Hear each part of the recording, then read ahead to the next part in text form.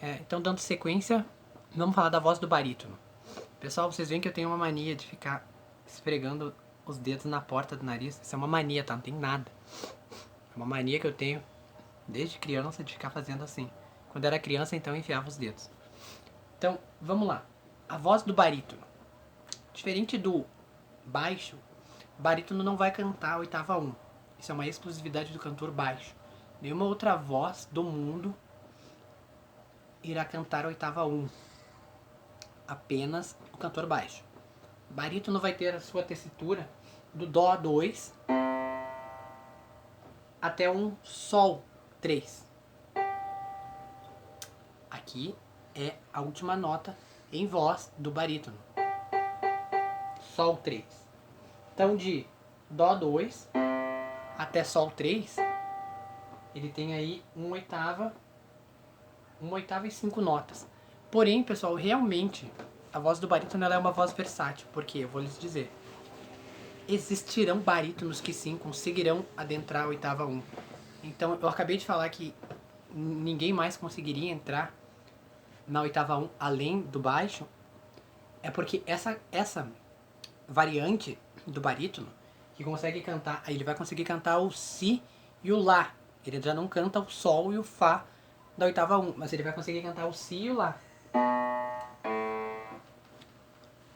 É muito raro esse barítono, porque geralmente os barítonos, geralmente vão ser barítonos de oitava 2, Dó 2, até o Sol 3.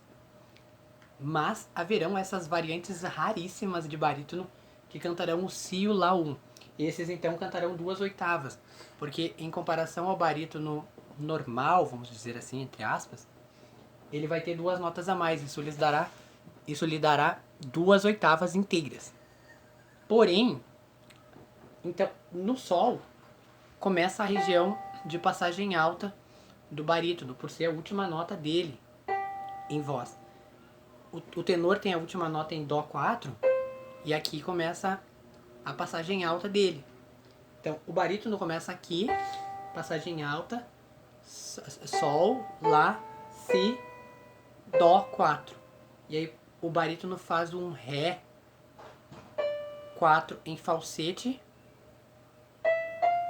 e o restante aí vai fazer um falsete também. Se tiver mistura, ele pode misturar também. E uma dica que eu dou para os cantores é que assim, ó, pessoal, sempre que você tiver um recurso que vem antes do outro, um registro, o que acontece? Isso é uma dica que eu tô dando aqui, é uma dica que eu não dou para todo mundo, mas como o pessoal do meu canal que me assiste é um pessoal que está muito motivado a aprender, eu vejo que é necessário dar essa dica, então preste atenção. Sempre que você tem registros que vêm antes do outro, como assim, Dani? Você tem a voz de cabeça que você canta oitava 3, né? Você tem a voz de peito que canta a oitava 2, né?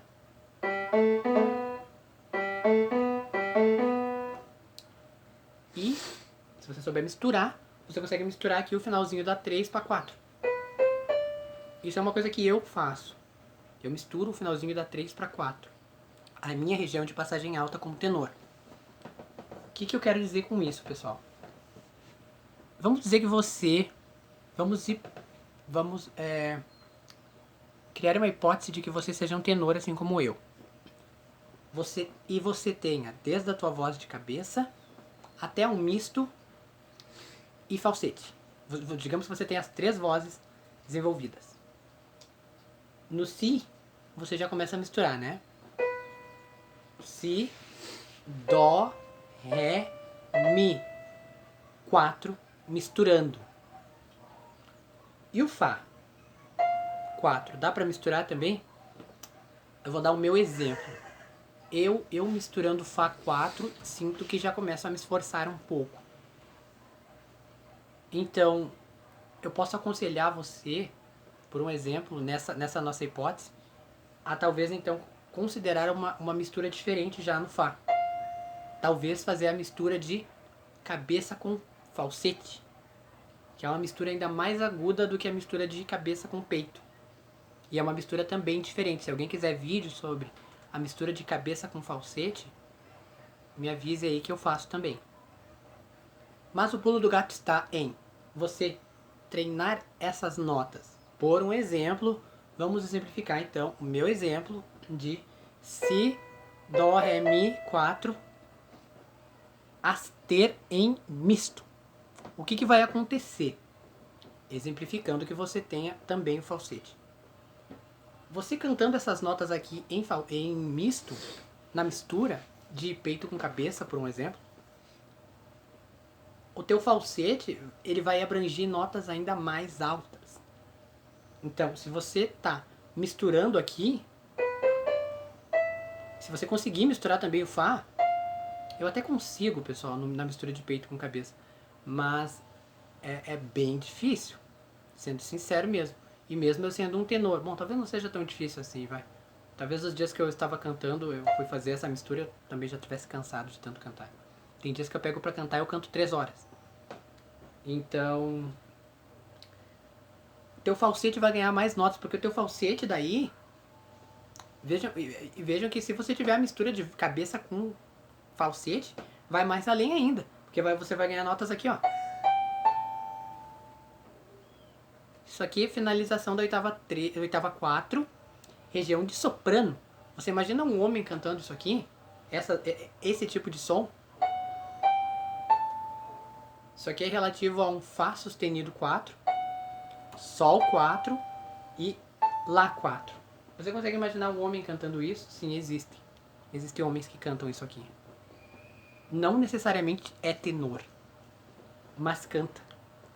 Aí já tem misturas aqui, misturas diferenciadas, ou então o próprio falsete. Mas se você já mete o falsete aqui, então depois já não vai ter mais para onde você ir, né? Na questão de cantar sons. Então, o teu som, se você cantar aqui o finalzinho da oitava 4 em falsete, por exemplo, essas notas, que é o Fá sustenido, Sol e o Lá, então o teu falsete vai acabar mais ou menos aqui. Falsete é o nosso último recurso em voz, pessoal. Eu não estou considerando o recurso e whistle, porque recurso e whistle não é voz. Recurso e whistle é afunilar as pregas vocais de uma forma que elas produzam um assovio. E eu não considero isso voz cantada. Voz. Eu não considero voz produzida pelo aparelho fonador, né? Isso é uma coisa perigosa, é uma coisa que agride, é uma coisa que causa dano, para ser sincero.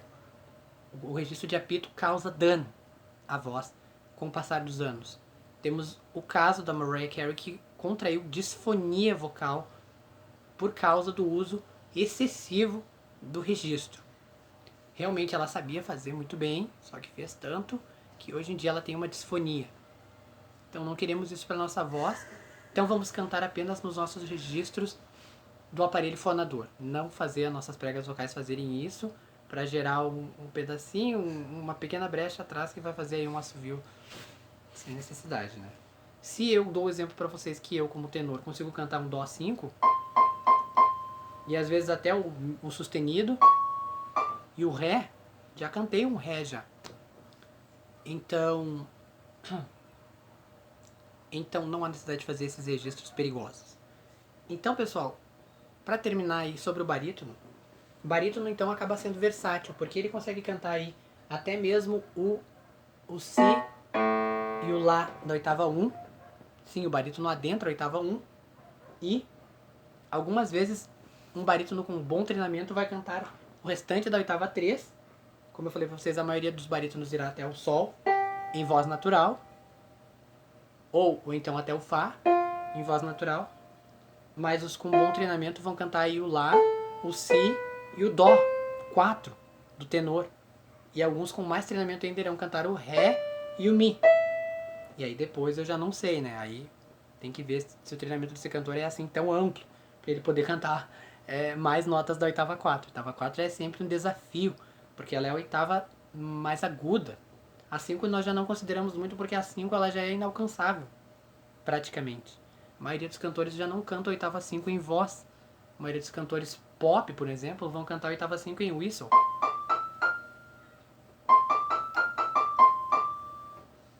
Isso daqui são notas já pertinentes a um registro de apito. Porém, você veja que é possível sim você cantar em voz essas notas de uma oitava já inalcançável. Eu considero a oitava 5 inalcançável, porém, veja que para contradizer aquilo que eu acreditava, eu mesmo consegui alcançá-la de tanto estudar a oitava anterior, que era a 4, alcancei a 5. Mas então o barítono é versátil por quê? Estou me desviando do assunto. Porque ele consegue cantar notas da oitava 1 que é pertinente à voz do baixo e consegue adentrar as últimas notas do tenor. Então, numa peça de ópera, por exemplo, o barítono consegue desenvolver tanto o papel de baixo, se ele quiser, quanto o papel de tenor. É claro que ele não vai aos extremos do baixo, mas ele consegue adentrar a oitava do baixo. Percebam vocês. Um exemplo de barítono, cantor brasileiro também, que eu posso dar pra vocês, é o cantor Daniel, meu xará. Ele é um barítono, pessoal. Reparem a voz do Daniel. Reparem que ela é uma voz que ela tem sim seu peso pro grave. Ela é uma voz falada mais grave e cantada também. Porém, ele tem ali seus agudos. Eu já ouvi cantando notas aqui na oitava 3. Essas notas de sol, lá. Talvez não sol, lá, mas talvez um Fá sustenido e um pouquinho mais ainda assim. Sol, Lá. Si, Dó 4 já não lembro de ter visto. Mas realmente ele mostra a destreza, não digo, mas ele mostra a versatilidade. Agora essas notas da oitava 1 eu já não sei se o Daniel cantaria. Talvez sim, porque vejam vocês o peso daquela voz. Analisem o cantor Daniel, o cantor brasileiro, para vocês verem um exemplo de barítono. Eu dei o exemplo de baixo lá no vídeo do baixo do cantor Seu Jorge, para quem quiser analisar, averiguar e tirar conclusões. Então olhem lá. E para quem quiser ter um exemplo de barítono do nosso cantor brasileiro, então o Daniel, para quem quiser dar uma analisada, ok? Então é isso.